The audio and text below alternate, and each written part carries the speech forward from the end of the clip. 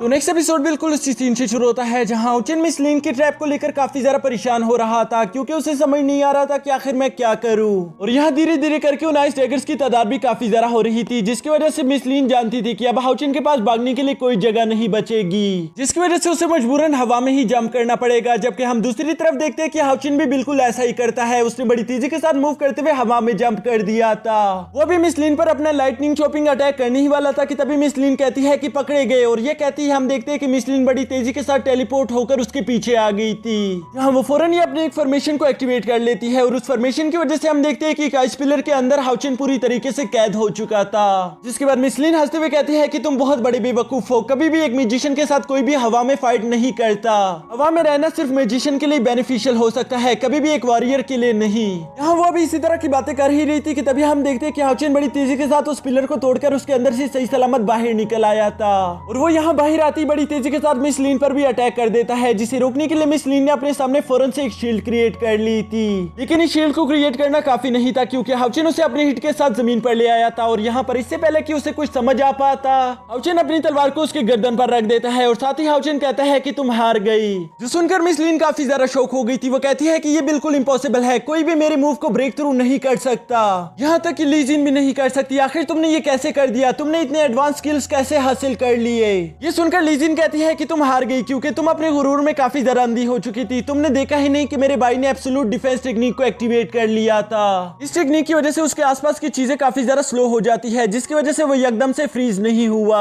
ये सब सुनकर मिस लिन को काफी ज्यादा गुस्सा आ रहा था। तभी वो शॉपकीपर कहता है कि मिस लिन आप जरा मेरी बात सुनिए, यहाँ पर आप ये फाइट हार चुकी हो। इसका मतलब तो यही हुआ कि अब मैं ये ट्रेजर आपको नहीं दे सकता, बल्कि मुझे ये हाउचिन को देना होगा। यहाँ अपने हार के बारे में सुनकर मिस लिन काफी ज्यादा गुस्से के साथ हाउचिन से कहती है कि शुक्र करो कि मेरी स्टाफ मेरे पास नहीं थी, नहीं तो मैं तुम्हें कब की हरा चुकी होती। जिस पर हम देखते हैं कि हाउचिन तो उसे कोई जवाब नहीं दे रहा था, लेकिन ली जिन उसे जवाब देते हुए कहती है कि शुक्र करो कि मेरे भाई का आर्मर उसने अभी तक नहीं पहना था। अगर उसने अभी अपना आर्मर भी पहना होता तो शायद तुम उसके सामने 2 सेकंड भी टिक नहीं पाती। जो सुनकर मिस लिन को और भी ज्यादा गुस्सा आ गया था और वो गुस्से के साथ वहां से अपना स्टाफ लेकर चली जाती है। इसके नेक्स्ट सीन में हम देखते हैं कि ली जिन हाउचिन को लेकर एक प्रैक्टिस हॉल की तरफ जा रही थी, जहां रास्ते में वो हाउचिन को बताती है कि कभी हम दोनों अच्छे दोस्त हुआ करते थे।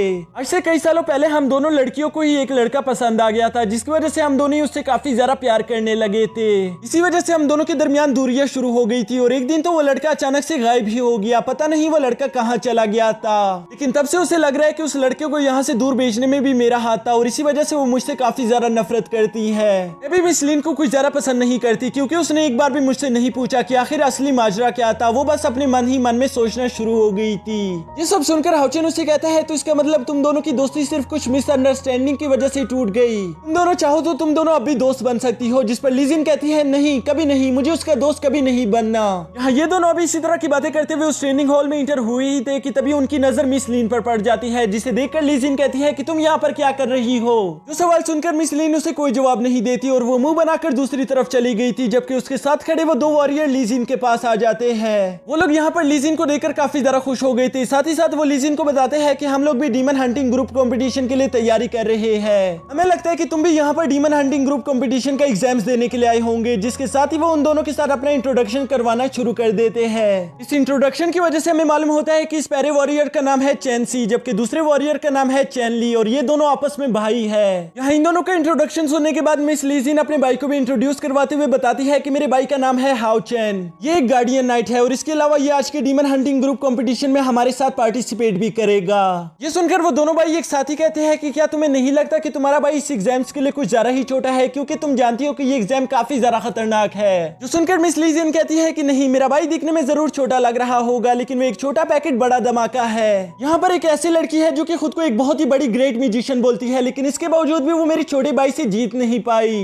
तो तुम लोग अंदाजा लगा ही सकते हो कि मेरा छोटा भाई कितना ज्यादा पावरफुल है। जबकि दूसरी तरफ मिस लिन भी ये सारी बातें सुन रही थी और इसी वजह से उसे काफी ज्यादा गुस्सा भी आ रहा था। तभी अचानक वहाँ पर एल्डर ओबी-वान भी आ जाते हैं, जो कि इन सब से कहते हैं कि क्या तुम लोग डीमन हंटिंग ग्रुप कंपटीशन के लिए तैयार हो। तो सुनकर ये सब कहते हैं कि हाँ हम तैयार है। और इसी के साथ हम देखते हैं कि मास्टर ओबी-वान ने इन्हें रूल्स बताना शुरू कर दिया था। वो इन्हें बताता है कि अभी के लिए तुम लोगों को 5 का एक ग्रुप बनना होगा, जिसके बाद मैं तुम लोगों को टेलीपोर्ट करके डीमन लैंड पर ले जाऊंगा।